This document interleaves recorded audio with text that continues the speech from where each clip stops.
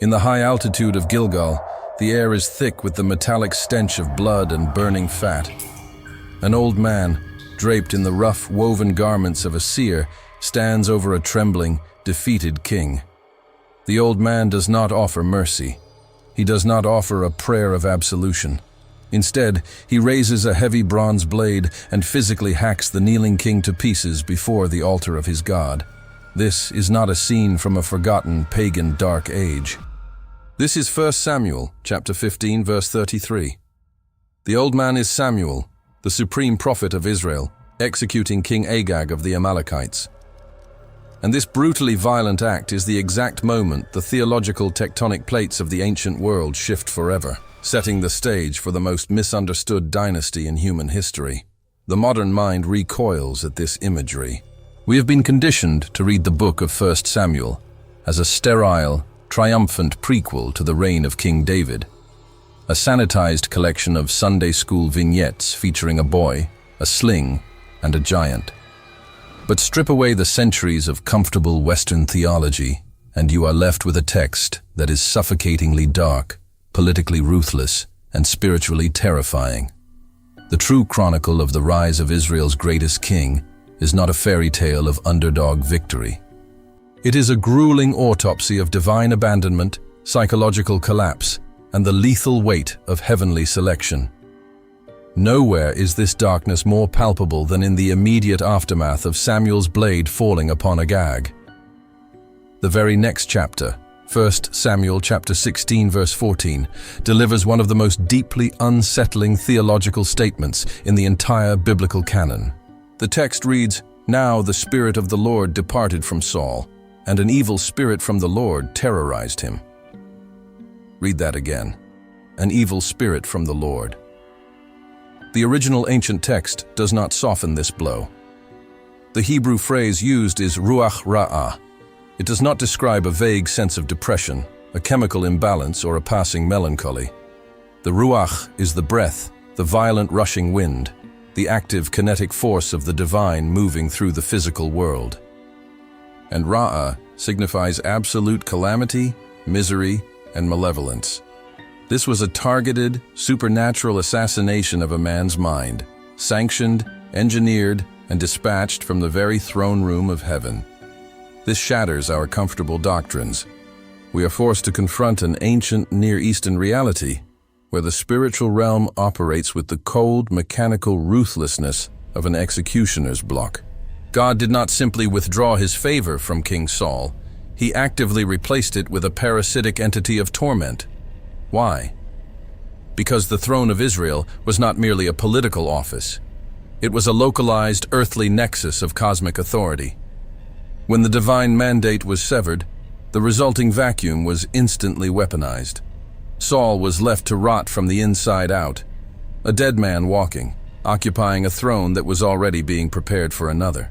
And into this suffocating atmosphere of demonic paranoia and political instability steps David. Forget the rosy-cheeked shepherd boy of Renaissance paintings. The historical David emerges from the shadow of the Judean wilderness as an elite warrior, a cunning mercenary, and a man whose bloodline would be forged in the fires of betrayal, civil war, and unspeakable violence. His ascent to power is a masterclass in ancient world realpolitik, heavily veiled in the terrifying orchestration of divine will. To understand David, you must first understand the absolute crushing terror of Saul's descent into madness and Samuel's uncompromising iron grip on the throat of the nation. You must look into the abyss of the ancient texts and see the blood on the hands of the anointed. The narrative of 1 Samuel is a warning, an ancient blueprint detailing exactly what happens when mortal men are crushed between the heavy, grinding gears of divine providence.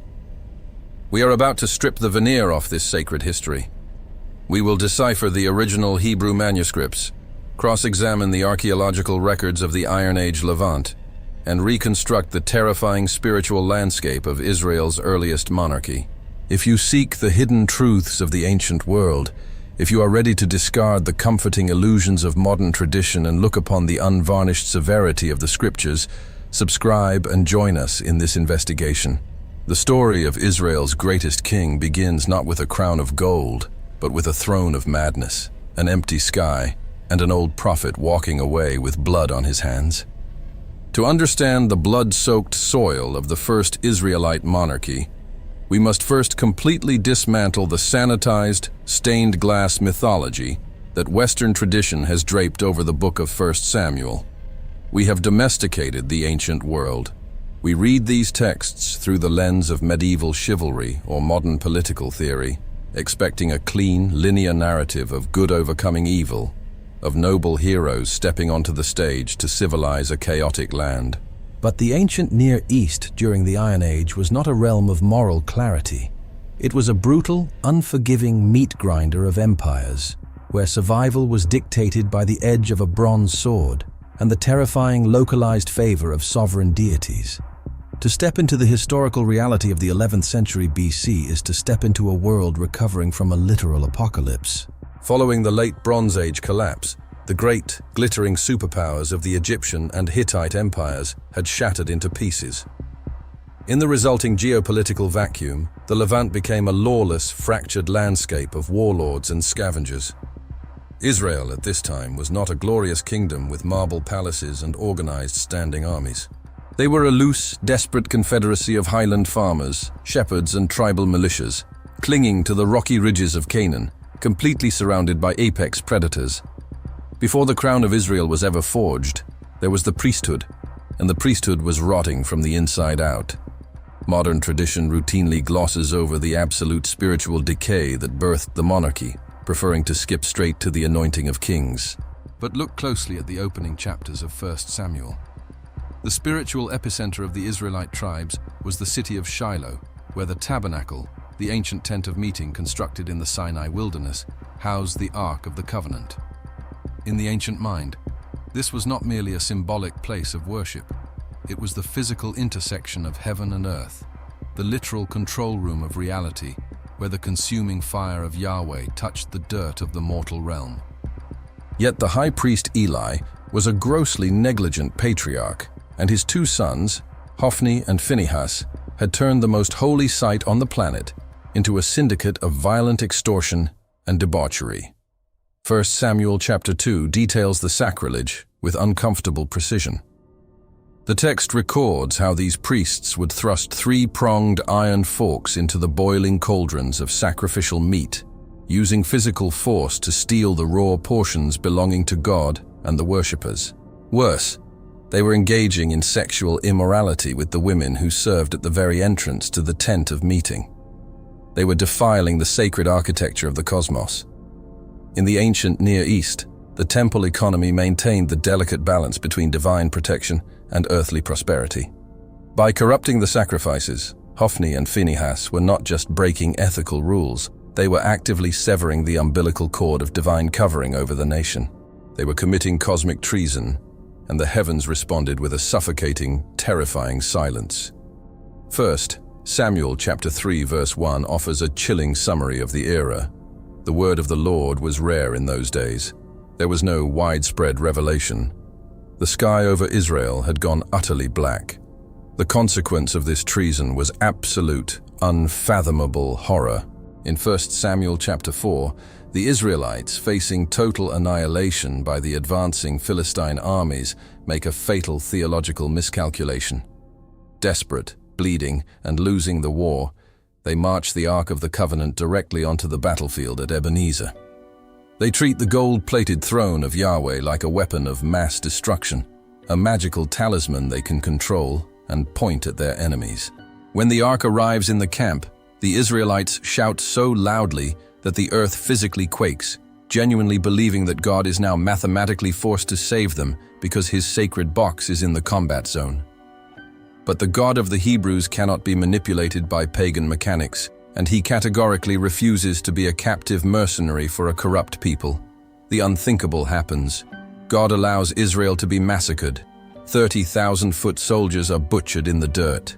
Hophni and Phinehas are executed by enemy blades, and the Ark of the Covenant, the very footstool of the Almighty, is captured by uncircumcised pagans and carried off as a trophy of war.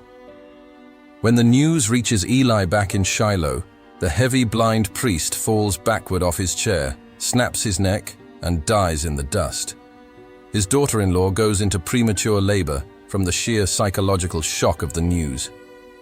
As she bleeds out in childbirth, she uses her final breath to name her newborn son Ichabod. The translation of that name is a permanent theological scar on the history of Israel. The glory has departed. It is in this suffocating darkness, this total absence of divine protection, that we must properly identify the geopolitical terror of the Philistines. The Sunday school narrative treats the Philistines as generic, bumbling bad guys waiting to be defeated by slingshots. The archaeological and historical reality is deeply terrifying. The Philistines, known in ancient Egyptian monumental records as the Peliset, were part of the Sea Peoples, highly organized, heavily militarized maritime invaders originating from the Aegean and the Mediterranean islands. They did not fight like the disorganized nomadic Canaanites. They marched in disciplined phalanxes, wearing feathered headdresses and heavy-scale armor. Most devastatingly, they possessed advanced metallurgical technology that Israel simply could not comprehend or replicate. 1 Samuel chapter 13, verses 19 through 22, records a strategic subjugation that is brilliant in its cold-blooded cruelty. The text explicitly states that not a single blacksmith could be found in the entire land of Israel. The Philistines had instituted a total monopoly on the iron industry. If an Israelite farmer needed to sharpen a plowshare, a mattock, an axe, or a sickle, he was forced to travel down from the highlands into enemy Philistine territory and pay an exorbitant, humiliating fee. On the day of battle, the scriptures note a horrifying logistical reality. Not a single sword or spear was found in the hands of the entire Israelite army. Only King Saul and his son Jonathan possessed actual military-grade weapons. The rest of the nation was facing heavily armored, iron-wielding killing machines with nothing but sharpened farming tools, wooden clubs, and rocks. It was a psychological, economic, and technological strangulation, pushed to the absolute brink of extinction, terrified of the Philistine war machine, and deeply disgusted by the lingering corruption of the priesthood. The elders of Israel marched to the city of Ramah to confront the aging prophet Samuel. And here, in 1 Samuel chapter 8, we witness the greatest, most catastrophic spiritual rebellion in the history of the ancient covenant. The tribal elders look at the man who speaks for God and say, "Give us a king to judge us, like all the other nations." To the modern Western ear, this sounds like a perfectly reasonable shift in governance, a necessary political evolution to secure border defense and establish a standing army. But in the strict theological architecture of the ancient Near East, it was an act of high treason. Israel was meant to be entirely unique among the civilizations of the earth, because their ultimate sovereign was not a mortal man sitting on a gilded throne. It was Yahweh himself. They operated under a suzerain vassal treaty, an ancient legal contract where the great, terrifying emperor of the cosmos provided total military protection in exchange for their absolute, undivided loyalty. By demanding a human king, the Israelites were effectively drafting a declaration of independence from heaven. They were looking at the invisible, terrifying God who split the Red Sea and shattered Egypt, and they were saying, "Your unseen protection is no longer enough for us. We want flesh and blood. We want a man we can see. We want a warlord who fits our human metrics of power." Samuel is shattered by this rejection. He views it as a personal failure. But the voice of God that speaks to the prophet in the darkness of Ramah is chilling in its sovereign detachment. God tells Samuel, "They have not rejected you. They have rejected me from being king over them." And then, the divine decree is given. God commands Samuel to grant their request, but explicitly orders him to warn the people of the heavy, crushing, parasitic price of human monarchy. Samuel stands before the assembled crowds of Israel and delivers what theologians call the mishpat of the king, the legally binding rights and procedures of the monarch. The ancient Hebrew word mishpat usually refers to justice, divine law, or proper custom, but here it is, weaponized as a prophecy of systematic, inescapable extortion. Samuel does not mince words. He strips away the romanticism of royalty and tells them exactly what a king like the other nations will do to them. He will take your sons and assign them to his chariots to die in his wars. He will take your daughters to be his perfumers, his cooks, and his bakers. He will seize the absolute best of your fields, your vineyards, and your olive groves, and give them to his political cronies. He will take 1/10 of your seed and your flocks to fund his royal court. And ultimately, you yourselves will become his slaves. Samuel is laying bare the parasitic, consuming nature of human power. He is warning them with prophetic clarity that they are willfully trading the demanding but perfect sovereignty of the Creator for the tyrannical, bloodthirsty machinery of a mortal state. And yet, the people refuse to listen. The text says they flatly refuse to obey the voice of Samuel. In verse 19 they scream, "No, but there shall be a king over us, that we also may be like all the nations, that our king may judge us and go out before us and fight our battles." They demanded a champion of flesh, and the heavens, in an act of severe mocking judgment, gave them exactly what their carnal eyes lusted for. Enter Saul, the son of Kish, from the tribe of Benjamin. If you were to genetically engineer the perfect ancient Near Eastern monarch, if you were to sculpt a warlord out of marble to intimidate the Philistines, he would look exactly like Saul. 1 Samuel chapter 9 verse 2 introduces him with a heavy, deliberate emphasis on his overwhelming physical superiority. The text states, "There was not a more handsome person among the children of Israel than he. From his shoulders upward he was taller than any of the people." This is not a throwaway aesthetic description. In the Bronze and Iron Age cultures, a king's legitimate right to rule was deeply, inextricably tied to his physical prowess and battlefield presence. A king had to be the apex predator of the combat zone, the giant who intimidated enemy armies simply by standing on the ridgeline. The Israelites looked at Saul's towering frame, his broad shoulders, his commanding jawline, and they saw exactly what they asked for: a god king. They saw the human shield that would finally stop the encroaching Philistine chariots. But the imposing physical exterior was a magnificent, tragic, hollow shell. The profound tragedy of King Saul is that he was a man fundamentally, psychologically, and spiritually ill-equipped for the terrifying weight of the office he was given. The biblical text paints a devastating psychological profile of a man crippled by deep, paralyzing insecurities, constantly seeking validation from the crowds rather than operating in strict obedience to the divine will. When the moment comes for his public coronation, the grand unveiling of the towering savior of Israel at Mizpah, the man is nowhere to be found. The prophet and the people have to literally inquire of the Lord to locate their new monarch, and the divine response is dripping with dark, tragic irony. Behold, he is hiding himself among the baggage. This is the man who is supposed to lead the charge against the iron-clad Philistine war machine. A giant, cowering in the dark among the supply wagons, terrified of the eyes of the people he is supposed to lead. The anointing of Saul was never meant to be the dawn of a glorious, triumphant golden age. It was a calculated theological concession, a brutal object lesson designed by God to prove to a rebellious nation that a crown of gold and a sword of iron cannot protect you from a compromised spirit. To understand the crushing pressure placed upon Saul's mind, we must understand the mechanics of the ancient anointing ritual. Pouring the sacred, fragrant oil over the head of a chosen vessel was not a mere ceremonial honor, like a modern political swearing-in. The recipe for this holy anointing oil, detailed centuries earlier in the book of Exodus, included myrrh, cinnamon, aromatic cane, cassia, and olive oil. It was fiercely restricted. It was punishable by death for a commoner to replicate its scent. Pouring it on a man's head physically marked him with the olfactory signature of the tabernacle. He smelled like the Holy of Holies. In the spiritual mechanics of the Old Testament, anointing was the violent intersection of human fragility and divine occupation.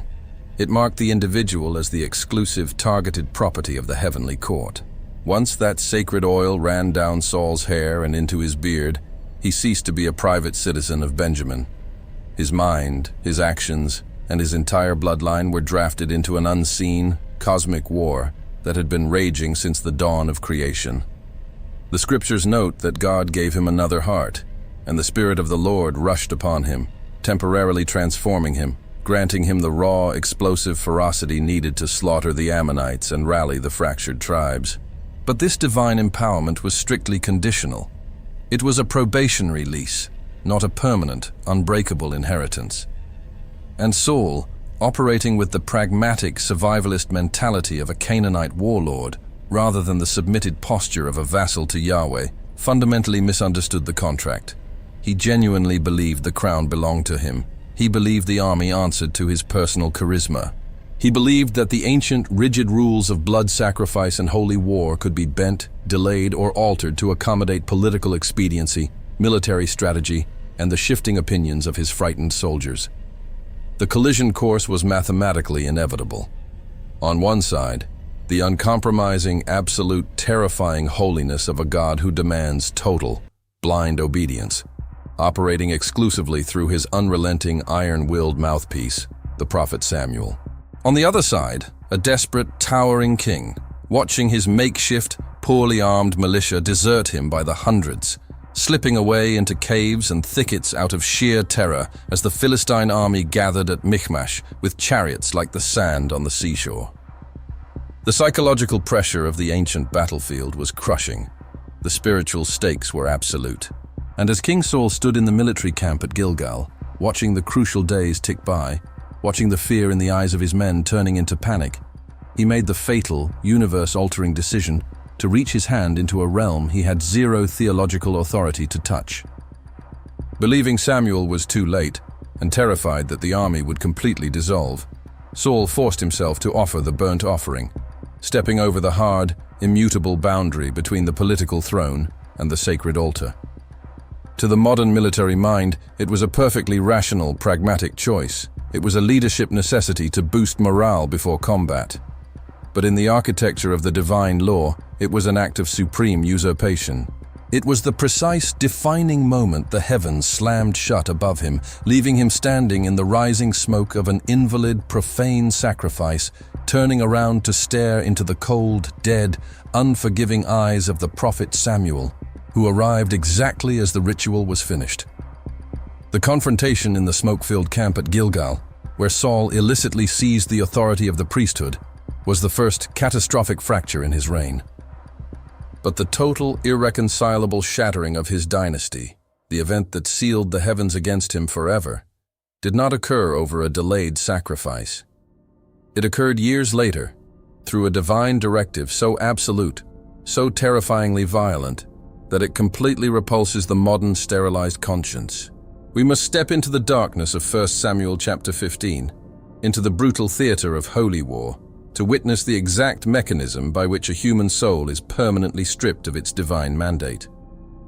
The prophet Samuel, aging and hardened, emerges from the shadows with a chillingly specific decree from the throne room of Yahweh. The target is Amalek, and the command is not a military subjugation. It is a cosmic extermination. To the untrained eye reading the biblical text, the decree to annihilate the Amalekites seems like an ancient, barbaric, ethnic cleansing, a primitive tribal vendetta. But the theology of the ancient Near East operates on a much deeper, unseen axis. The war against Amalek was not a dispute over land, water rights, or trade routes. It was a localized manifestation of a primordial metaphysical war. The Amalekites were not merely a rival nation. In the biblical worldview, they were the physical embodiment of chaos, the ancestral predators who had mercilessly hunted the weak, the sick, and the stragglers of Israel when they were vulnerable in the Sinai desert centuries earlier. Deuteronomy chapter 25 explicitly commands Israel to blot out the memory of Amalek from under heaven. The Amalekites represented a spiritual infection, a bloodline that had actively positioned itself to intercept and destroy the physical lineage through which the divine order intended to redeem the earth. Therefore, the command given to King Saul was not just to defeat them in battle. The command was Cherem. This is a terrifying Hebrew concept that requires meticulous deconstruction. Cherem is most often poorly translated into English as utterly destroy or the ban. But these clinical terms fail to capture the suffocating weight of the original language. In the ancient Israelite mind, Cherem was not a military strategy. It was a sacrificial category. It meant that a city, a people, or an object was so fundamentally hostile to the holiness of God that it could not be redeemed, captured, or integrated.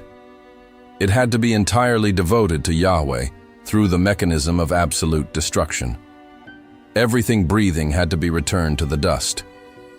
The wealth, the livestock, the garments, the weaponry, all of it was considered metaphysically radioactive. To take the spoils of a Cherem war was to reach into the consuming fire of the altar and steal from the Almighty. Saul was ordered to execute this terrifying divine judgment without mercy, without hesitation, and without a single calculation of economic profit. He was to march on the city of Amalek and erase it from the timeline of human history. Saul gathers the massive militia of Israel, a sweeping force of 200,000 foot soldiers, and descends upon the Amalekites. The slaughter in the ravines and the desert outposts is absolute. The iron swords fall, the blood soaks into the arid sand. But when the dust settles over the corpses, the true, fatal flaw in Saul's psychological architecture is exposed to the heavens. Saul wins the physical war, but he completely fails the spiritual test. 1 Samuel chapter 15 verse 9 records the exact moment of his cosmic treason. The text reads that Saul and the army spared Agag, the king of the Amalekites, along with the best of the sheep, the oxen, the fatlings, and the lambs. They destroyed everything that was despised and worthless, but whatever was valuable, they refused to devote to destruction. We must understand the cold, calculating pragmatism of King Saul in this moment. He is not operating as a terrified vassal of the Lord of hosts. He is operating exactly like a pagan Canaanite warlord. In the ancient world, you did not simply execute an enemy king on the battlefield. You captured him alive. You stripped him of his dignity. You dragged him back to your capital city in chains as a living, breathing trophy of your supreme military dominance. Agag was the ultimate prize, a human monument to Saul's power. Furthermore, the systematic slaughter of tens of thousands of prime livestock seemed to Saul like an unforgivable waste of economic capital. The cattle and the sheep represented massive, generational wealth. Saul looked at the terrified, bleating herds of the Amalekites and saw an opportunity to enrich his officers, pay his mercenaries, and secure the political loyalty of his fragile kingdom. He rationalized the direct command of God through the lens of human economics and geopolitical optics. He believed he could edit the divine decree. He believed that God would accept a localized compromise as long as the broader strategic objective was achieved. It was a catastrophic miscalculation. The response from the spiritual realm is instantaneous and terrifying. While Saul is marching back to Gilgal, busy erecting a stone monument to his own glory at Carmel, the word of the Lord comes to Samuel in the dark. It is one of the most heartbreaking, ominous declarations in the scriptures. God says, "I greatly regret that I have set up Saul as king, for he has turned back from following me and has not performed my commandments." The Hebrew concept of God regretting or relenting, the word nachem, is a profound theological paradox. It does not mean the omniscient creator made a mistake and was surprised by Saul's failure. It describes a severe divine grief, a holy sorrow that the vessel chosen for grace has fundamentally corrupted itself, requiring a violent change in the administration of history. Samuel cries out to the Lord all night in the darkness, a prophet mourning the death of a king who is still physically breathing.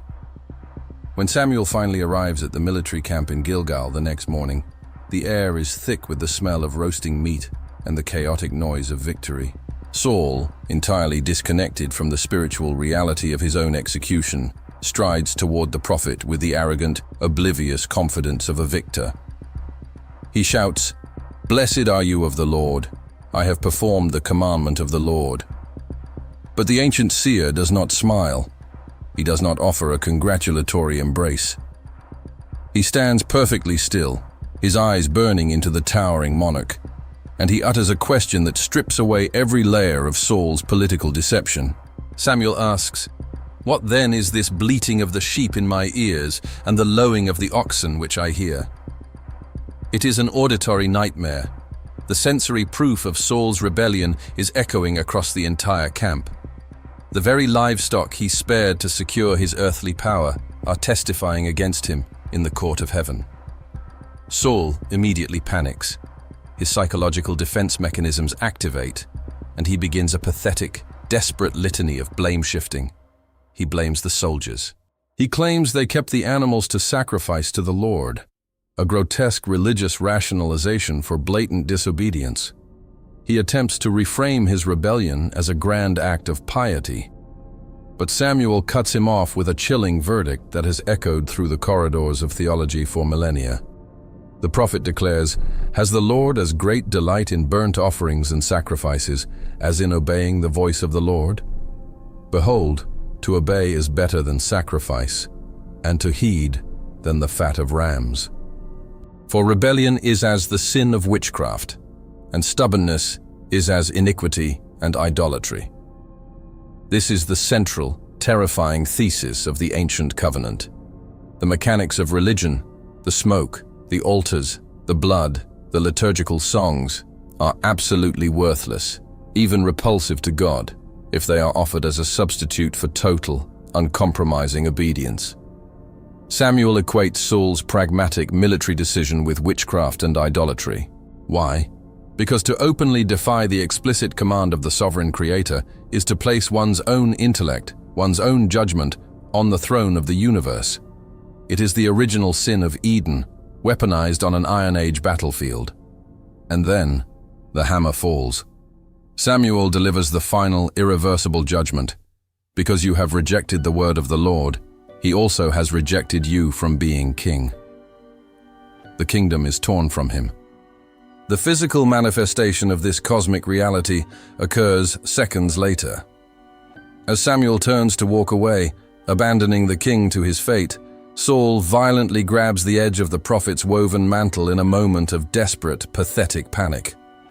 The fabric violently tears. Samuel stops, looks at the torn cloth in the king's hand, and weaponizes the physical accident into an immutable prophecy. "The Lord has torn the kingdom of Israel from you today, and has given it to a neighbor of yours who is better than you, and also the strength of Israel will not lie nor relent, for he is not a man that he should relent. The heavens have closed. The decree is sealed in the architecture of eternity. But the horror of Gilgal is not yet complete. The divine command of Cherem is still unfulfilled. The cosmic debt of blood is still outstanding, and Samuel, the ancient gray-haired seer, must execute the justice that the giant warlord was too cowardly to perform. Samuel demands that Agag, the Amalekite king, be brought before him. Agag approaches, walking delicately, arrogantly assuming that the danger of the battlefield has passed, believing the bitterness of death is behind him. But he is not facing a politician. He is facing the raw, unfiltered wrath of the Old Testament. Samuel raises a heavy blade and speaks his final words to the Amalekite. "As your sword has made women childless, so shall your mother be childless among women." The scriptures do not censor the violence that follows. The original Hebrew text uses the word shisaf. It is a brutally rare word, occurring only here in the entire biblical manuscript. It does not mean a clean decapitation. It means to physically hack, to cleave, to slaughter with repeated violent blows. The prophet of God physically butchers the Amalekite king into pieces before the altar of the Lord in Gilgal. It is a grotesque, terrifying display of divine severity, a visual demonstration that the ancient cosmic war brooks absolutely no compromise. When the bloody work is done, Samuel returns to his home in Ramah. He will never look upon the face of King Saul again until the day of his death. The separation is absolute. And it is precisely in the terrifying vacuum of this separation that the darkest, most esoteric mechanism of the ancient spiritual world is activated. This brings us back to the chilling reality of 1 Samuel chapter 16, verse 14. The Spirit of the Lord departs from Saul, and an evil spirit from the Lord begins to terrorize him. We cannot read this through the lens of modern clinical psychology. We must view it through the horrifying demonology of the ancient Near East. In the historical context of the Mesopotamian and Canaanite civilizations, when a patron deity abandoned a king, a city, or a temple, the resulting spiritual void did not remain empty. It immediately became a magnet for malevolent entities. The Babylonian texts speak of the Utuku Limnu, the evil demons who sweep through the land like a storm when the gods withdraw their protection. The Israelite theology is even more terrifying because it asserts that this demonic invasion is not a random act of chaos. It is sovereignly orchestrated. The Ruach Ra'ah, the evil spirit, is explicitly described as coming from the Lord. This shatters the comfortable dualistic view of the universe where God and Satan are equal, opposing forces fighting for territory. In the rigid, terrifying theology of the Old Testament, God holds absolute, unrivaled sovereignty over both the light and the darkness. Even the demonic entities are fundamentally tethered to the divine throne. They are cosmic wardens, hostile forces of destruction that God can sovereignly leash, unleash, and weaponize to enact judgment. Saul had demanded earthly power and rejected heavenly submission.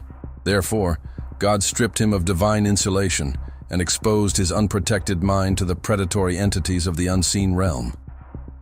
Saul is plunged into an abyss of suffocating paranoia, terrifying auditory and visual hallucinations, and uncontrollable fits of homicidal rage. He becomes a prisoner in his own palace, a towering, heavily armed madman screaming at the shadows, slowly being eaten alive by an invisible, parasitic tormentor dispatched from the very God he claimed to serve. The throne of Israel becomes an epicenter of demonic occupation.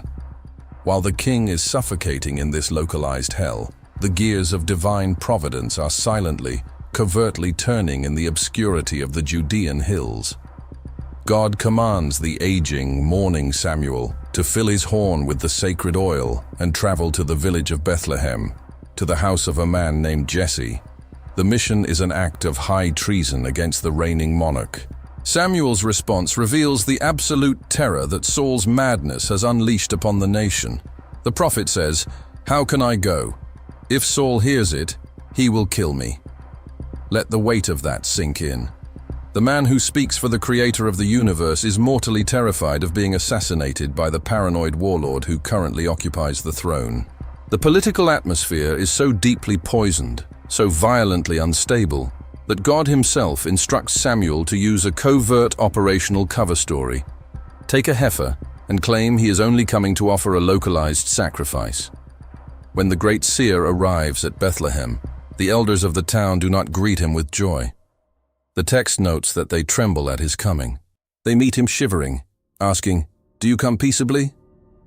They understand that when the supreme prophet of Yahweh enters a town unannounced, it usually means cosmic judgment, blood, and death. They are terrified they are about to be subjected to the Cherem. Samuel calms them, sanctifies the house of Jesse, and begins the clandestine inspection of his sons. What follows is a profound theological autopsy of human perception versus divine selection. Jesse parades his eldest son, Eliab, before the prophet. Eliab is tall, muscular, imposing, another giant built for the Bronze Age battlefield. Samuel takes one look at him and makes the exact same catastrophic miscalculation he made years ago. He looks at the physical geometry of the man and assumes this is the anointed. But the voice of God cuts through the prophet's human logic with a surgical, terrifying clarity. Do not look at his appearance or at his physical stature, because I have refused him. For the Lord does not see as man sees. For man looks at the outward appearance, but the Lord looks at the heart. This verse is heavily quoted, but vastly misunderstood. The modern world equates the heart with emotion, romance, and soft sentimentality. But the ancient Hebrew word used here is lev. In the anatomical theology of the ancient Israelites, the lev is not the seat of emotion.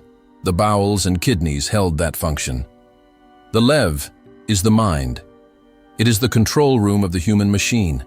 It is the seat of the will, the intellect, the deep, hidden architecture of human intent and courage. God is not looking for a man who is emotionally sensitive. He is searching for a man whose internal psychological machinery is fiercely, violently aligned with the divine will. He is looking for a predator who hunts for the glory of Yahweh, not for earthly trophies. 7 sons pass before Samuel. 7 times, the silent, terrifying decree of heaven is, "Neither has the Lord chosen this one." They are physically impressive, but internally hollow. The prophet looks at Jesse, confused, the sacred horn of oil heavy in his hand. "Are all the young men here?" he asks. Jesse's response is dripping with paternal dismissal. He admits there is one more, the youngest, who was not even deemed worthy of an invitation to the sacrificial feast. He is out in the wilderness, keeping the sheep. We must immediately discard the pathetic, sanitized image of the pastoral shepherd boy playing a harp by a peaceful brook. In the Iron Age Levant, the wilderness was a terrifying, unforgiving wasteland of jagged rocks, scorching heat, and apex predators. To be a shepherd in this environment was to be a hardened, isolated survivalist. The wilderness was understood to be the domain of demons, the edge of the civilized world where chaos reigned. It was here, in the brutal silence of the rocky crags, fighting off lions and Syrian brown bears with a sling and a heavy wooden club, that the Lev, the deep inner machinery of David, was being forged. When David is finally brought into the room, he smells of dirt, sweat, and animal blood. The text describes him as ruddy, with bright eyes and goodly appearance, but this is the description of a killer in his prime, a young man radiating a dangerous, untamed vitality. The command from heaven is instant and absolute. "Arise, anoint him, for this is the one." Samuel unseals the horn. As the heavy spiced oil pours over the dirt and sweat of the young shepherd's head, an invisible cosmic violence occurs. 1 Samuel chapter 16 verse 13 states, "And the Spirit of the Lord came mightily upon David from that day forward." The English translation "came mightily" completely fails the severity of the original text. The Hebrew word is tzalach. It is a violent kinetic verb. It means to rush upon, to break through, to physically penetrate and overwhelm. The active, terrifying power of the Creator does not gently settle upon David like a dove. It violently, forcefully occupies his mortal frame, permanently altering his spiritual DNA, weaponizing him for the brutal, blood-soaked destiny that awaits him. The pieces are now set on the board. The narrative has engineered a terrifying, diametric opposition that will tear the nation apart. In the palace at Gibeah sits a towering, paranoid giant, completely abandoned by heaven, suffocating under the crushing weight of demonic occupation. And out in the jagged hills of the Judean wilderness walks a young, dangerous shepherd, radiating the terrifying, violent energy of the Spirit of God. 2 kings, one physically reigning but spiritually dead, the other spiritually crowned but physically hunted. The collision of these 2 forces will bathe the land of Canaan in blood, betrayal, and madness, unraveling the very fabric of the Israelite kingdom. The deeper we descend into the fragmented, blood-stained architecture of the first Israelite monarchy, we collide with a doctrinal paradox so fundamentally disturbing that it threatens to collapse the entire theological framework of the modern Western mind.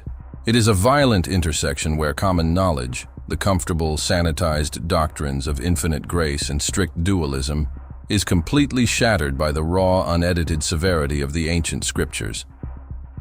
We return to the suffocating darkness of Saul's throne room, to the localized hell of a mind occupied by the Ruach Ra'ah, the evil spirit explicitly dispatched from the Lord. For centuries, the early church fathers and medieval theologians wrestled in a state of epistemological panic over this exact phrasing. In the 2nd century, the heretic Marcion of Sinope read the accounts of 1 Samuel and became so deeply repulsed by the concept of God weaponizing a demonic entity that he attempted to sever the Old Testament from the Christian canon entirely. He argued that the deity who tortured Saul could not possibly be the same loving Father revealed in the New Testament. The Orthodox Church violently suppressed Marcion's teachings, yet in their haste to defend the goodness of God, successive generations of theologians and scribes have consistently attempted to soften, allegorize, or psychologically diagnose the terror of the Hebrew text. They prefer to label Saul as a victim of clinical bipolar disorder, manic depression, or a chemical imbalance. But the ancient Near Eastern text refuses to be sterilized by modern psychiatry. It demands that we confront a terrifying, sovereign reality. The God of the Hebrews does not share the universe with an equal, opposing force of evil. He operates with absolute, unrivaled supremacy over both the realms of light and the abyss of darkness. To understand the mechanics of this divine torment, we must look beyond the canonical borders to the esoteric traditions preserved in the ancient apocryphal texts, specifically the Book of Enoch and the Book of Jubilees. These ancient manuscripts, widely read and deeply respected by the Jewish intellects of the Second Temple period, detail the catastrophic origins of demonic spirits. They are not merely fallen angels. They are the disembodied, wandering ghosts of the Nephilim, the monstrous hybrid offspring of the Watchers and human women, whose physical bodies were annihilated in the primordial flood of Genesis.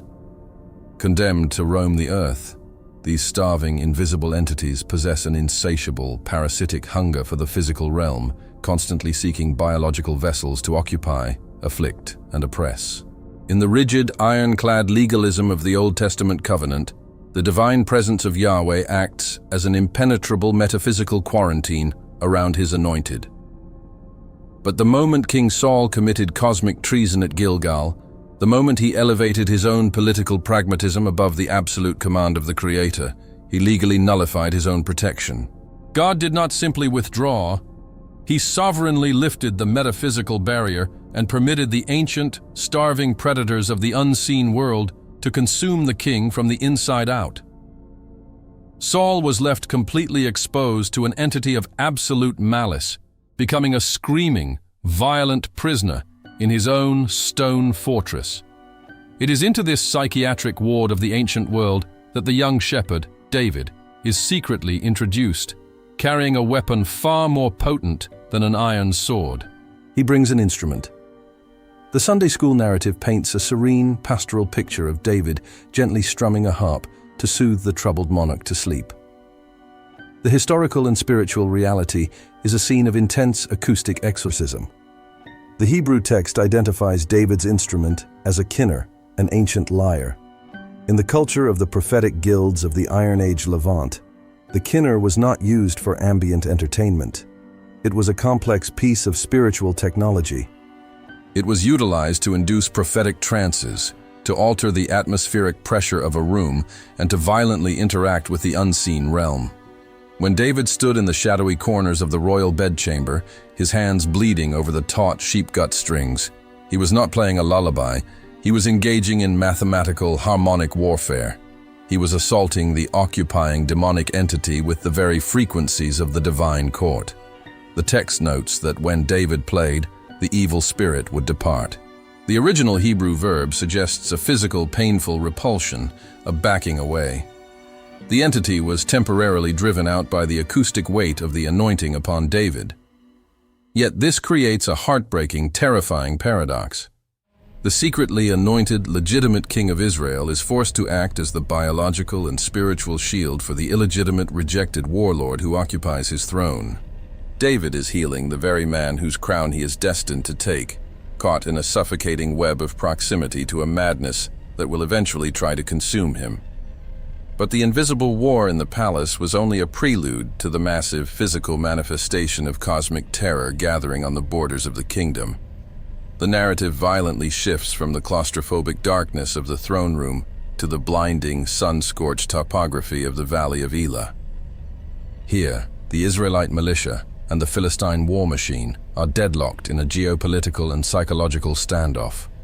The valley is a natural geographical choke point, a dry riverbed flanked by two steep ridges. It is the perfect, terrifying stage for the ancient rules of champion warfare.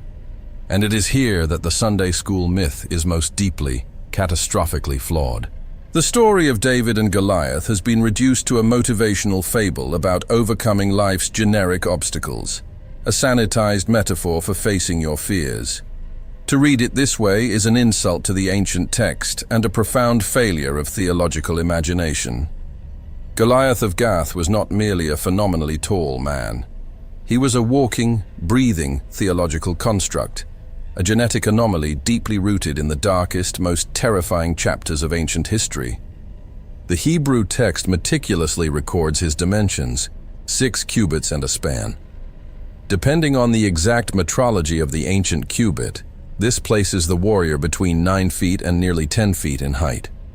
But the terror of Goliath was not just in his vertical geometry, it was in his bloodline. The archaeological and scriptural contexts demand that we link him to the Anakim, the remnant of the Rephaim. In the books of Deuteronomy and Joshua, the Rephaim are explicitly described as giant clans, the terrifying, genetically corrupted descendants of the pre-flood incursions who dominated the land of Canaan. When Joshua initiated the bloody purge of the Promised Land centuries earlier, the text in Joshua chapter 11 deliberately notes a chilling detail. The Anakim were utterly destroyed from the hill country, but a few of these genetic remnants survived and took refuge in 3 specific Philistine cities: Gaza, Ashdod, and Gath. Goliath is the direct descendant of those survivors. He is the last, echoing roar of a prehistoric war. He is the physical manifestation of the serpent's seed, standing in the dirt of the covenant land, openly defying the seed of the woman. The description of Goliath's armor in 1 Samuel chapter 17 is not mere literary padding. It is a meticulously detailed autopsy of technological and psychological supremacy. He is outfitted in a bronze helmet and overlapping scale armor that weighed 5,000 shekels of bronze, roughly 125 pounds of solid metal. The shaft of his spear is likened to a weaver's beam, tipped with an iron head weighing 600 shekels. To the Israelite farmers trembling on the opposite ridge, armed only with sharpened agricultural tools, this was not a man. This was an invincible, metallic leviathan. Furthermore, the overlapping bronze scales visually mimic the skin of a serpent, reinforcing the ancient, cosmic enmity. The Hebrew text assigns Goliath a very specific, terrifying title, Ish HaBenayim. It is often translated simply as champion, but the literal etymology is the man of the spaces between. In military terms, he is the proxy warrior who stands in the no man's land between 2 armies. But esoterically, in the spiritual architecture of the narrative, he is the man who exists in the liminal space between the human and the demonic, a hybrid monstrosity challenging the very sovereignty of heaven. For 40 days, a number deeply synonymous in Hebrew literature with periods of severe divine testing, judgment, and flood, this Leviathan steps into the valley and weaponizes the Hebrew language against the armies of Israel. He engages in what the text calls karaf, a specific type of verbal defiance meant to completely strip the enemy of their honor, their identity, and their theological legitimacy. He is not just mocking their military weakness. He is publicly executing the reputation of Yahweh. And the entire nation, including King Saul, is paralyzed by a suffocating, emasculating terror. They have forgotten their covenant. They are looking at the mathematics of human warfare, calculating the weight of the bronze and the length of the spear, and concluding that their God is mathematically insufficient. When David arrives at the military encampment carrying roasted grain and loaves of bread for his brothers, he does not view the battlefield through the lens of a frightened infantryman. He views it through the cold, absolute legalism of the divine covenant. His reaction to the giant is not a burst of emotional courage. It is a theological indictment. David asks, "Who is this uncircumcised Philistine, that he should defy the armies of the living God?" In the modern era, we gloss over the word uncircumcised as a primitive, tribal insult. But in the legal architecture of the ancient Near East, circumcision was the bloody, physical signature of the Abrahamic treaty. It was the immutable proof of divine jurisdiction. By identifying Goliath, specifically by his lack of this covenant mark, David is making a terrifyingly precise legal argument. He is stating that because this giant is outside the parameters of the treaty with Yahweh, he has zero metaphysical protection. Regardless of his bronze scales, his iron spear, and his corrupted genetics, the giant is already legally dead in the court of heaven. He simply has not stopped breathing yet. King Saul, operating entirely in the obsolete, terrified flesh, attempts to dress David in his own royal armor. It is a pathetic, tragic image. The rejected king trying to weigh down the anointed savior with the very tools of human logic that have already failed. David physically rejects the armor, stripping himself of the world's methodology. He descends into the valley, carrying only his shepherd's staff and his kila, the ancient sling. We must obliterate the image of the sling as a child's toy. In the ancient world, the sling was a devastating piece of long-range artillery. Elite Balearic and Near Eastern slingers could hurl heavy lead or stone projectiles at speeds exceeding 100 miles per hour, generating the stopping power of a modern Magnum handgun. David bends down at the wadi, the dry brook, and selects exactly 5 smooth stones. Why 5? The romanticized myth suggests he was preparing to kill Goliath's 4 brothers. The historical and military reality is much colder. 5 was a standard combat loadout for a Benjaminite slinger, but it also functioned in ancient Near Eastern treaties as a number representing military completeness and the execution of covenant curses. David is not preparing for a protracted fight. He is preparing for an execution. The collision is instantaneous. As the giant lumbers forward, cursing David by his Philistine gods, attempting to invoke the dark entities of the Aegean pantheon, David reaches into his pouch. The theological weight of this moment is crushing. David does not declare his own strength. He screams into the valley, "You come to me with a sword, with a spear, and with a javelin. But I come to you in the name of the Lord of hosts, the God of the armies of Israel whom you have defied." The stone is launched. It shatters the bronze helmet, caves in the frontal lobe of the giant's skull, and Goliath collapses face down into the dirt, inadvertently assuming the physical posture of worship before the God he had spent 40 days blaspheming. But the execution is not complete with the sling. David does not possess a sword, so he sprints to the fallen Leviathan, draws the massive iron blade from Goliath's own scabbard, and physically severs the giant's head. The theological irony is absolute. The enemy is decapitated using the very technological superiority he used to terrorize the people of God. However, it is in the immediate aftermath of this slaughter that 1 Samuel chapter 17 verse 54 inserts a chronological and geographical anomaly so profound that it terrified early biblical scholars. The text states, "And David took the head of the Philistine and brought it to Jerusalem, but he put his armor in his tent." Pause and consider the impossible nature of this sentence. At this exact moment in biblical history, Jerusalem is not a Jewish city. It is Jebus. It is a heavily fortified, hostile Canaanite stronghold that David will not conquer until he is officially crowned king over all Israel, decades later. Why then does the holy text explicitly record a young, bleeding shepherd dragging the massive, rotting head of the serpent giant, specifically to a pagan fortress? Ancient Jewish midrash and early Christian theologians recognized this not as a historical error, but as a terrifying prophetic planting of a seed. By bringing the skull of the ultimate enemy to the borders of the future holy city and burying it in the earth, David was unwittingly establishing the spiritual coordinates for the culmination of human history. He buried the head of the giant on a hill outside the walls of Jerusalem, a hill that centuries later would be known in the Aramaic tongue as Golgotha, the place of the skull, the exact geographic axis where the ultimate son of David would be crucified in the dirt, finally and permanently crushing the head of the cosmic serpent. The timeline of redemption was already bleeding into the topography of the ancient world. Yet, the victory in the valley did not heal the kingdom. It only accelerated its violent fracturing. As David returns to the royal court, carrying the severed head, a new, complex political and spiritual mechanism is activated, the covenant of Jonathan. 1 Samuel chapter 18 describes an event that completely defies the ruthless logic of ancient royal succession.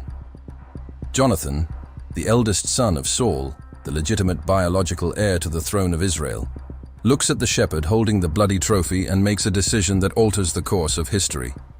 The text states that the soul of Jonathan was knit to the soul of David, and Jonathan made a covenant, a brit, with him. In the ancient Near East, a brit was not a promise of friendship. It was a binding, legally enforceable treaty, often sealed in blood, carrying terrifying curses for the one who broke it. Jonathan proceeds to perform an act of total, unprecedented political abdication. He strips off his royal robe and gives it to David. He hands over his armor. Most shockingly, he gives David his sword, his bow, and his belt. In the visual language of the ancient court, Jonathan is literally undressing his own future and dressing David in the garments of the crown prince. Why? Because Jonathan, unlike his paranoid, demonically oppressed father, possessed the profound spiritual sight to recognize that the divine mandate had permanently shifted. He felt the terrifying weight of the anointing on the shepherd boy. He chose to align himself with the invisible decree of heaven, even if it meant committing biological treason against his own father's dynasty. It is a staggering paradox of loyalty. The prince protecting the usurper from the king, and protection became instantly brutally necessary. The presence of the anointed David in the palace acted as an absolute accelerant upon the demonic entity occupying Saul. The king's paranoia metastasized into homicidal rage. 1 Samuel chapter 19 records the terrifying deterioration of the court into a localized slaughterhouse. Saul repeatedly attempts to pin David to the stone wall with a javelin, the physical instrument of his royal authority. The spiritual warfare has become violently kinetic. Assassins are dispatched to David's personal residence in the dead of night, and it is here, in the desperate, chaotic escape of the future king, that we uncover another massive, deeply uncomfortable doctrinal paradox, an archaeological reality that the early church desperately tried to scrub from the immaculate perception of the heroes of faith. As the death squads surround the house, David's wife, Michal, the daughter of Saul, orchestrates a daring deception to buy her husband time to flee through a window. The text records that she takes an image, lays it in the bed, puts a quilt of goat's hair at its head, and covers it with clothes to fool the guards.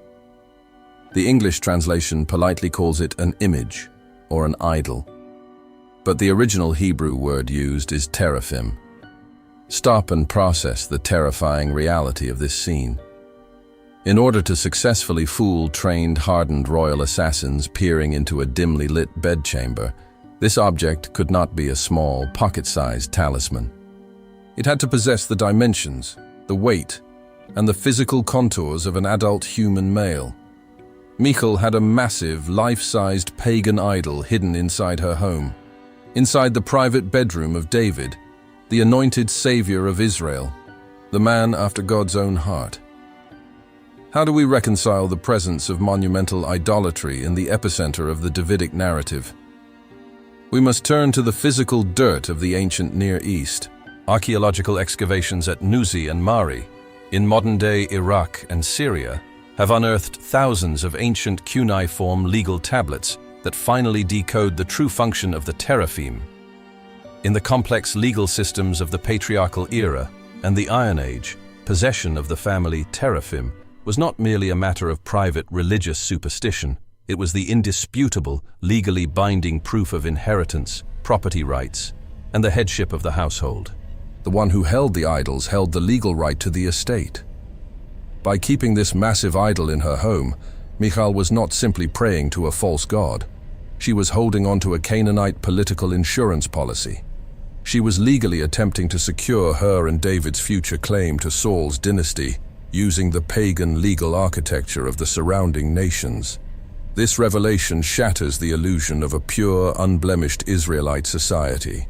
It proves that the world David inhabited was fiercely, suffocatingly syncretic. The worship of the true, invisible God of the covenant was heavily entangled with the dark, superstitious legalisms and magical traditions of the ancient world. Even the greatest king of Israel was surrounded by the architecture of paganism, living in a house where the shadow of the Almighty fell across the face of a life-sized idol. The divine narrative does not cover up the dirt, the compromise, or the spiritual contamination of its chosen vessels. It exposes them to the brutal light of history.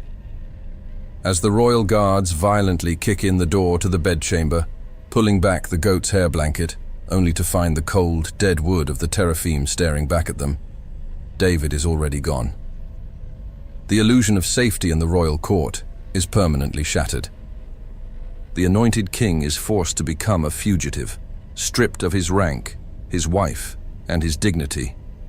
Without a sword, without armor, and without provisions, he plunges into the pitch-black darkness of the Judean night, running toward the priestly city of Nob, completely unaware of the absolute massacre that his arrival is about to unleash upon the holy men of God. The frantic, desperate flight of David through the rocky highlands of Judea brings him to the gates of Nob, a city functioning as the temporary spiritual epicenter of Israel, housing the tabernacle and the remnants of the priesthood after the destruction of Shiloh. When David arrives, he is alone, starving, completely unarmed, and legally a dead man walking. The high priest, Ahimelech, comes out to meet him trembling, exactly as the elders of Bethlehem trembled before Samuel. Ahimelech instantly recognizes the terrifying geopolitical danger of the moment. The son-in-law of the paranoid king is moving in the shadows without a royal escort, reeking of fear and exhaustion. In a moment of sheer survivalist instinct, David weaves a complex web of deception, claiming he is on a highly classified secret mission from King Saul. He demands provisions, he demands bread. But the only bread available in the sanctuary is not ordinary sustenance. It is the holy bread of the tabernacle. To understand the immense theological weight of what happens next, we must examine the original Hebrew terminology. The bread kept within the holy place is called lechem hapanim. This translates literally to the bread of the face, or the bread of the presence. It consisted of 12 massive unleavened loaves, baked fresh and placed on a pure gold table before the veil every Sabbath. In the strict, unyielding Levitical law, this bread was highly restricted, consecrated matter. It was absolutely forbidden for anyone outside the bloodline of Aaron to consume it. It was exclusively reserved for the priests who ministered in the immediate proximity of the divine presence. Yet Ahimelech, facing the anointed but fugitive king, makes a radical, unprecedented theological decision. He pierces the rigid veil of ritual law and hands the consecrated bread of the Almighty to a starving, unordained man of the tribe of Judah. Centuries later, Jesus of Nazareth would weaponize this exact historical event in the Gospel of Matthew to shatter the rigid legalism of the Pharisees, proving that the preservation of life and the divine mandate of the true anointed king supersedes the mechanics of the temple ritual. David consumes the bread of the face, internalizing the holy presence of God as his only sustenance in a kingdom that has entirely rejected him. But bread alone cannot stop a javelin. David asks Ahimelech if there is a weapon hidden in the sanctuary. The priest's response introduces a chilling, almost cinematic irony into the narrative. Wrapped in a cloth, carefully stored behind the sacred linen ephod of the high priest, is a singular, massive weapon. It is the sword of Goliath. The very instrument of the Nephilim descendant, the iron blade used to terrorize the armies of Yahweh, had been preserved in the tabernacle as a grim trophy of divine victory. David grasps the heavy iron hilt and declares that there is none like it.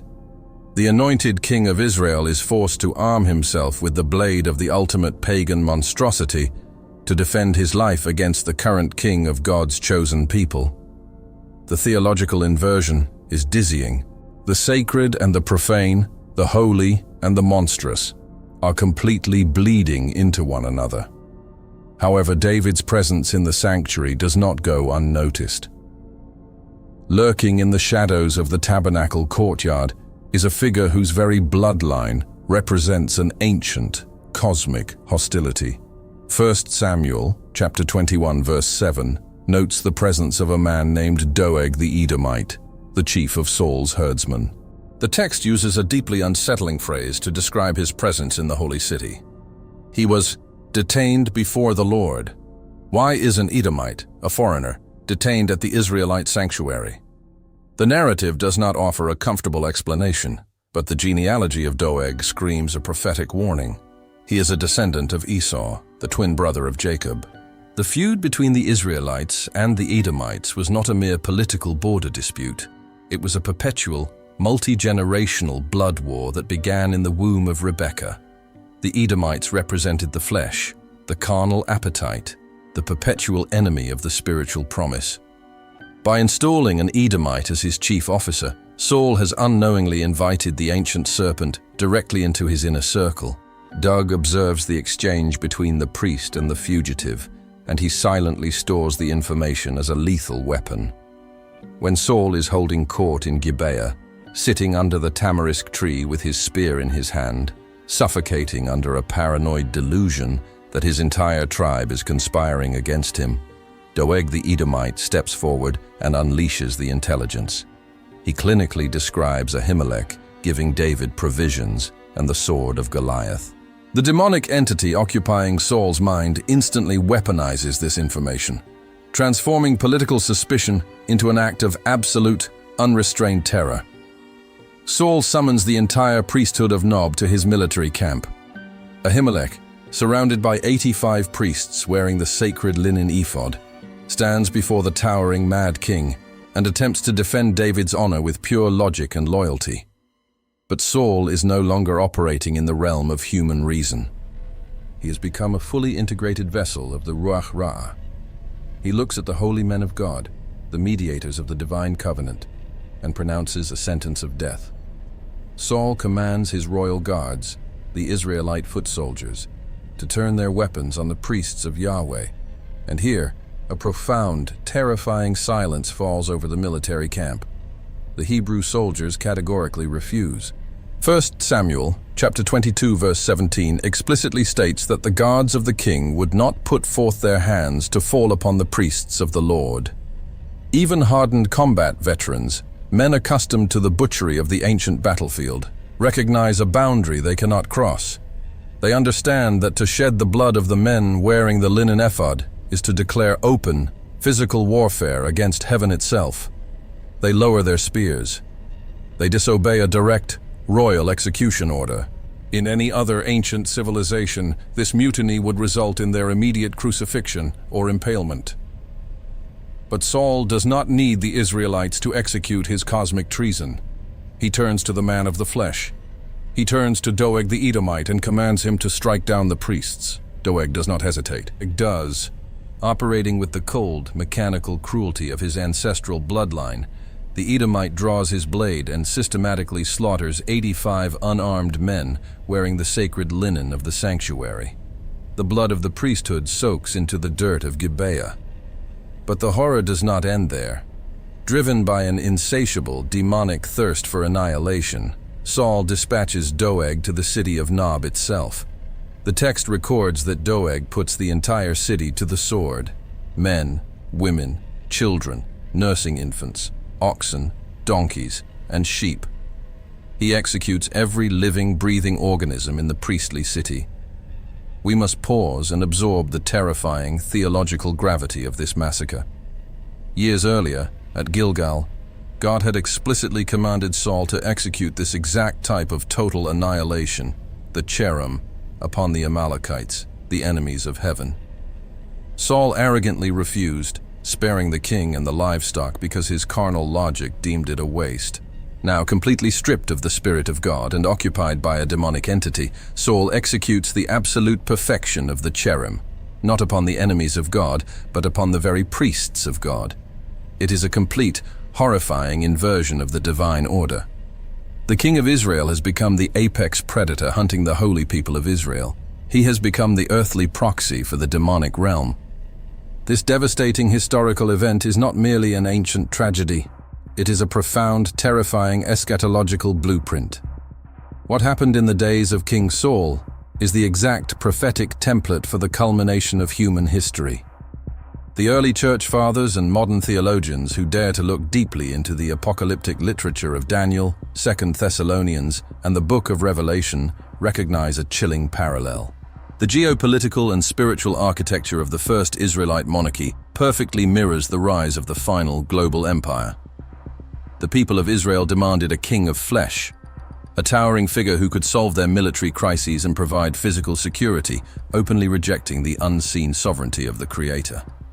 The ancient world was given King Saul. The modern world, plummeting toward the end of the age, is demanding the exact same thing. When the biblical texts speak of the Antichrist, we must immediately correct a massive linguistic misunderstanding. The Greek word antichristos does not simply mean someone who is violently against Christ, like an atheist or a hostile dictator. In the complex etymology of Koine Greek, the prefix anti primarily means in place of or a substitution for. The Antichrist is not a monstrous, horrific figure that the world will instinctively reject. He is the ultimate counterfeit. He is the ultimate King Saul.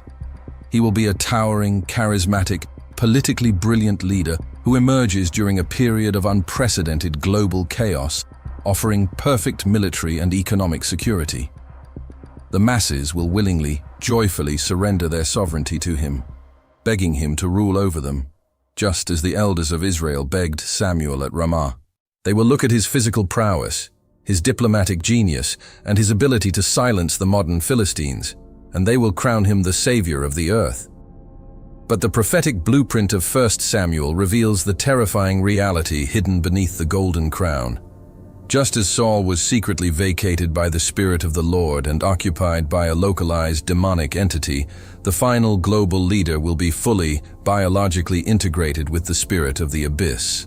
The Apostle Paul, in his second letter to the Thessalonians, calls him the man of lawlessness, whose coming is in accordance with the activity of Satan, displayed in all kinds of counterfeit miracles, signs, and wonders.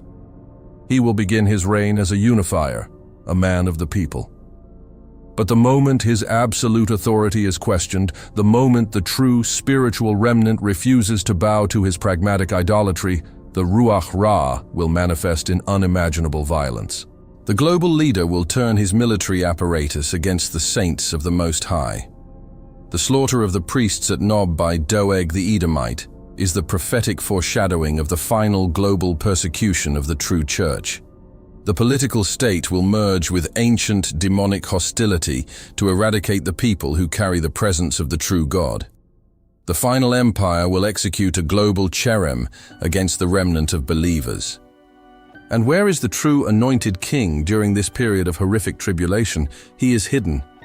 The narrative of David perfectly mirrors the prophetic reality of the true Christ and his church before the final return. Following the massacre at Nob, David is forced to flee entirely out of the civilized matrix of Israel. He descends into the absolute darkness of the cave of Adullam. 1 Samuel chapter 22 describes the profound prophetic gathering that occurs in the subterranean depths. The text says that everyone who was in distress, everyone who was in debt, and everyone who was discontented gathered to him, and he became captain over them. There were about 400 men. Look closely at this sociological demographic. These are not the elite warriors, the wealthy politicians, or the comfortable priests of the established order. The establishment is the frantic, desperate flight of David through the rocky highlands of Judea, brings him to the gates of Nob, a city functioning as the temporary spiritual epicenter of Israel, housing the tabernacle and the remnants of the priesthood after the destruction of Shiloh. When David arrives, he is alone, starving, completely unarmed, and legally a dead man walking. The high priest Ahimelech comes out to meet him trembling, exactly as the elders of Bethlehem trembled before Samuel. Ahimelech instantly recognizes the terrifying geopolitical danger of the moment. The son-in-law of the paranoid king is moving in the shadows, without a royal escort, reeking of fear and exhaustion. In a moment of sheer survivalist instinct, David weaves a complex web of deception, claiming he is on a highly classified secret mission from King Saul. He demands provisions. He demands bread. But the only bread available in the sanctuary is not ordinary sustenance. It is the holy bread of the tabernacle. To understand the immense theological weight of what happens next, we must examine the original Hebrew terminology. The bread kept within the holy place is called lechem hapanim. This translates literally to the bread of the face, or the bread of the presence. It consisted of 12 massive, unleavened loaves, baked fresh and placed on a pure gold table before the veil every Sabbath. In the strict, unyielding Levitical law, this bread was highly restricted, consecrated matter. It was absolutely forbidden for anyone outside the bloodline of Aaron to consume it. It was exclusively reserved for the priests who ministered in the immediate proximity of the divine presence. Yet Ahimelech, facing the anointed but fugitive king, makes a radical, unprecedented theological decision. He pierces the rigid veil of ritual law and hands the consecrated bread of the Almighty to a starving, unordained man of the tribe of Judah. Centuries later, Jesus of Nazareth would weaponize this exact historical event in the Gospel of Matthew to shatter the rigid legalism of the Pharisees, proving that the preservation of life and the divine mandate of the true anointed king supersedes the mechanics of the temple ritual. David consumes the bread of the face, internalizing the holy presence of God as his only sustenance in a kingdom that has entirely rejected him. But bread alone cannot stop a javelin. David asks Ahimelech if there is a weapon hidden in the sanctuary. The priest's response introduces a chilling, almost cinematic irony into the narrative. Wrapped in a cloth, carefully stored behind the sacred linen ephod of the high priest, is a singular, massive weapon. It is the sword of Goliath. The very instrument of the Nephilim descendant, the iron blade used to terrorize the armies of Yahweh, had been preserved in the tabernacle as a grim trophy of divine victory. David grasps the heavy iron hilt and declares that there is none like it. The anointed king of Israel is forced to arm himself with the blade of the ultimate pagan monstrosity to defend his life against the current king of God's chosen people. The theological inversion is dizzying. The sacred and the profane, the holy and the monstrous, are completely bleeding into one another. However, David's presence in the sanctuary does not go unnoticed.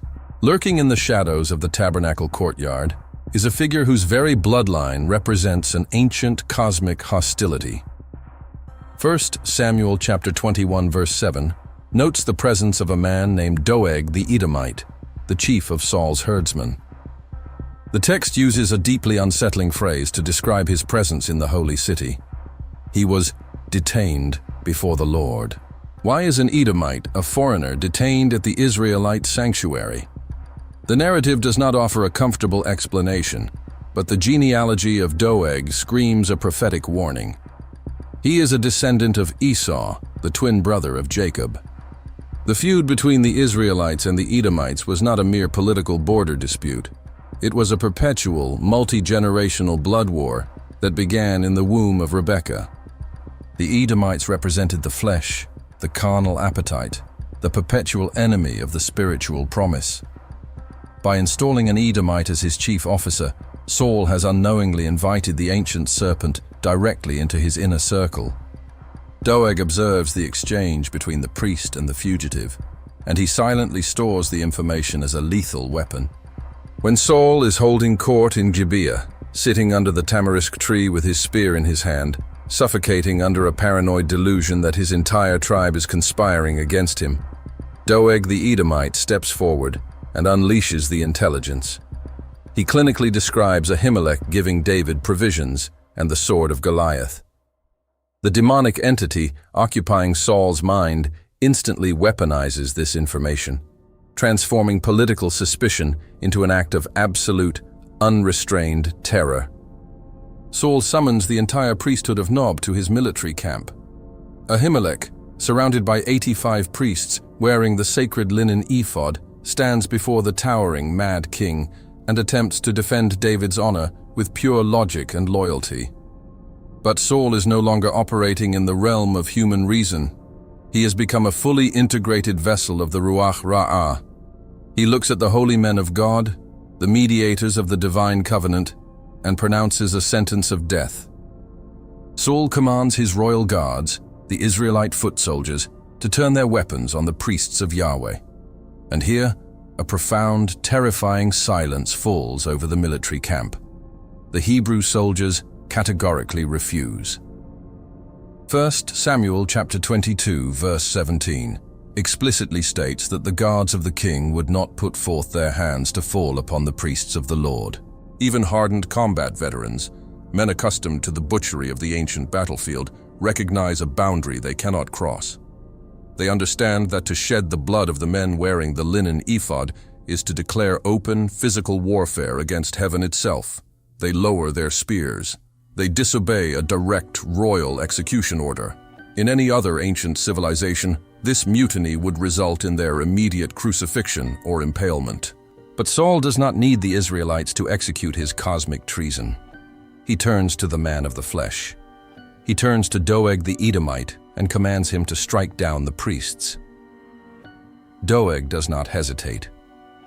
Operating with the cold, mechanical cruelty of his ancestral bloodline, the Edomite draws his blade and systematically slaughters 85 unarmed men wearing the sacred linen of the sanctuary. The blood of the priesthood soaks into the dirt of Gibeah. But the horror does not end there.